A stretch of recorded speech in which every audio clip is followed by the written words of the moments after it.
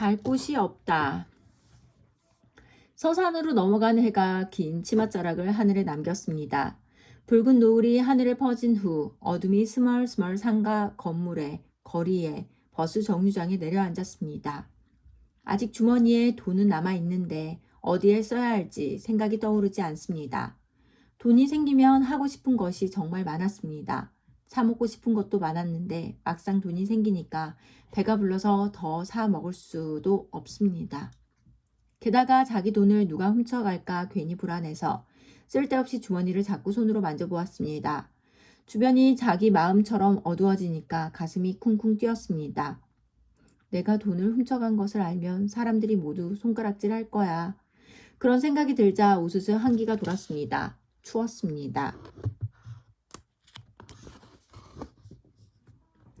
해가 지고 나니 날씨가 더 쌀쌀해졌습니다. 참새들이 짹짹거리며 집으로 돌아가는 모습이 보였습니다. 어둠 때문에 참새의 모습이 거무스름한 작은 덩어리로 보였습니다. 은지는 가로등이 켜 있는 곳에 동그만이 놓인 의자에 앉았습니다. 슈퍼에서 나온 아줌마 옆에 강아지가 열심히 따라가고 있었습니다. 강아지도 집으로 가는데 은지만 집을 가지 못하고 있습니다. 순간 은발이가 생각났습니다. 엄마가 오늘 저녁에 은지가 좋아하는 잡채를 해준다는 말도 떠올랐습니다. 갑자기 코끝이 매운 고추를 먹었을 때처럼 알랄해지더니 눈가에 눈물이 몰렸습니다. 눈물이 똑 하고 운동화 위로 떨어졌습니다. 눈물을 보니까 더 슬퍼졌습니다. 콧물까지 눈물과 엉켜서 흘러내렸습니다. 주머니에 있는 돈이 미웠습니다. 다 버리고 싶지만 그럴 수 없습니다. 엄마는 늘 티끌 모아 태산이라고 10원부터 차곡차곡 모아야 한다고 했는데 이제 건물들은 저마다 몸에 불을 밝히기 시작했습니다. 저만치 보이는 은지네 동네도 노란 불로 반짝이고 있습니다. 그 안에는 은지 집에서 밝힌 불도 있을 텐데 은지는 또 눈물이 솟구쳤습니다. 밤바람은 차갑고 얄미웠습니다. 머리를 마구 헝클고 가기도 하고 눈물 흘린 자국을 따갑게 만들었습니다.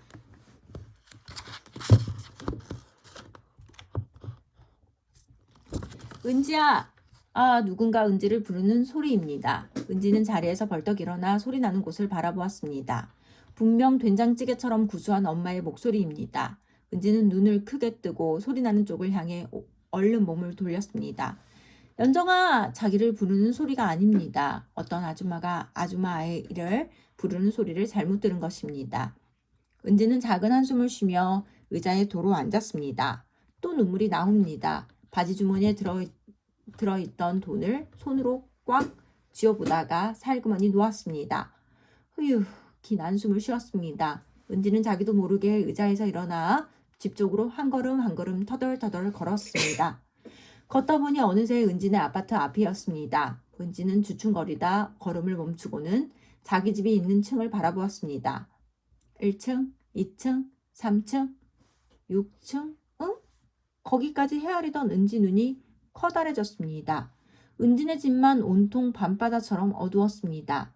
지금 은지의 마음처럼. 은지는 혹시나 해서 층수를 다시 세어보고 또 세어보았습니다. 분명 은지네 집만 불을 켜지 않은 채 왕따 당한 아이처럼 시커멓게 웅크리고 있었습니다. 불꽃놀이처럼 가슴이 묵직했습니다. 집에 무슨 일이 생긴 것이 분명합니다. 이렇게 집에 불을 꺼 놓았을 때는 그 집안에 큰일이 생겼을 때입니다. 엄마가 집에 불 켜는 일조차 잊을 때입니다. 작년에 언니가 갑자기 아파서 병원에 갔을 때 은지 집은 온통 암흑처럼 캄캄했습니다. 얼마 전에 은발이가 없어졌을 때도 식구들이 은발이를 찾으려고 온 동네를 헤매느라 집에 불을 못 켜 놓았습니다. 은지 가슴이 덜컹거립니다. 은지네 집에 무슨 일이 생긴 것이 틀림없기 때문입니다. 혹시 은영 언니가 저번처럼 아파서 병원에 간 것은 아닐까? 아니면 엄마가 자기 때문에 쓰러진 것은 아닐까 하는 생각도 들었습니다.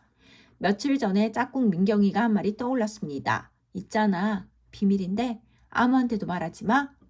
민경이는 아주 큰 비밀을 감추고 있는 듯 심각한 얼굴로 은지에게 손가락까지 걸며 나지막한 말로 속삭였습니다. 우리 오빠가 사춘기거든. 그저께 집을 나갔어. 그래서 엄마가 쓰러졌어. 은지는 너무 놀라 입을 한껏 벌리며 물었습니다. 그래서 어떻게 됐어? 응, 오빠가 집에 들어와서 괜찮아졌어. 아무한테도 말하지 마. 우리 오빠 지금 사춘기야. 은지는 민경이에게 약속을 지키겠다는 뜻으로 2번이나 머리를 크게 끄덕였습니다. 어쩌면 은지 엄마도 지금 민경이 엄마처럼 자기가 집을 나갔다고 생각해서 쓰러졌을지도 모른다는 생각이 들었습니다. 그러자 다리에 힘이 풀리고 몸이 떨렸습니다. 빨리 가서 자기가 집을 나간 것이 아니라고 말하고 싶었습니다. 의자에서 벌떡 일어섰는데 주머니에 있는 돈이 은지를 향해 소리치는 것 같았습니다. 너는 도둑년이야, 도둑년. 그러니까 도망쳐야 해. 안 그러면 내 엄마가 너를 경찰에 신고할 거야. 은지는 고개를 세차게 내저었습니다. 아니야. 그렇다고 우리 엄마가 나를 경찰에 신고하지는 않을 거야. 경찰에 가서 자수할까? 아니야. 엄마한테 사실대로 말하면 되잖아. 혹시 엄마가 날 쫓아내지 않을까? 아니야. 엄만 저번에 은발이가 없어졌다고 온 동네를 뒤졌잖아. 아빠도 은발이를 찾았잖아. 그런데 나는 엄마 아빠에게 소중한 딸이잖아. 사실대로 말하자. 그 생각이 들자 다리에 힘이 생겨 팽팽해졌습니다. 은지는 자기네 아파트를 다시 올려다보았습니다. 여전히 자기 집은 어둠 속에 잠겨 있습니다. 그 어둠은 마치 은지에게 넌 우리 집에 오지마 도둑이니까 라고 말하는 것 같았습니다. 어쩌면 은지 가족은 돈을 훔치는 은지 따위 없어져도 상관하지 않을 것이라는 생각이 들었습니다. 갑자기 서러운 눈물이 솟구쳤습니다. 어깨까지 심하게 들썩이며 쿨렁쿨렁 눈물을 흘렸습니다. 은지는 눈물을 닦으며 한 번 더 집 쪽을 쳐다보았습니다. 아, 이상한 일입니다. 은지네 집이 온통 불빛으로 환합니다. 불꽃놀이를 하는 것처럼 방마다 불을 환하게 켜놓았습니다. 내가 잘못 봤나? 은지는 손등으로 눈물을 닦고 다시 층수를 세어보았습니다. 1층, 2층, 3층, 6층. 분명히 맞습니다. 그주제 엄마가 온 집 안 구석구석에 불을 다 켜놓는 일은 절대 없습니다. 거실에도 웬만해선 불을 켜지 않고 작은 등 1개만 켜놓는데 지금은 베란다까지 불이 환하게 켜 있습니다. 마치 자기를 향해 손을 흔드는 것처럼 말입니다. 은지는 마음이 벅차 자기네 아파트 쪽을 향해 후다닥 달려갔습니다. 아파트 입구까지 갔을 때였습니다. 갑자기 은발이가 짖으며 은지에게 달려왔습니다. 캉캉캉! 은발이는 은지의 얼굴을 핥으며 펄쩍펄쩍 뛰었습니다. 은지야! 엄마였습니다. 엄마가 달려와 은지를 폭 껴안았습니다. 이 녀석아, 내가 길을 잃은 줄 알고 온 식구가 얼마나 난리를 쳤는데. 엄마의 목소리에는 촉촉한 물기가 어룽져 있었습니다. 은지는 엄마 품에 안겨서 울음을 터뜨렸습니다. 한참을 울고 나니까 마음이 편해졌습니다. 은지는 엄마의 얼굴에 자신의 볼을 비벼댔습니다. 그리고 코를 킁킁거리며 엄마 냄새를 맡았습니다.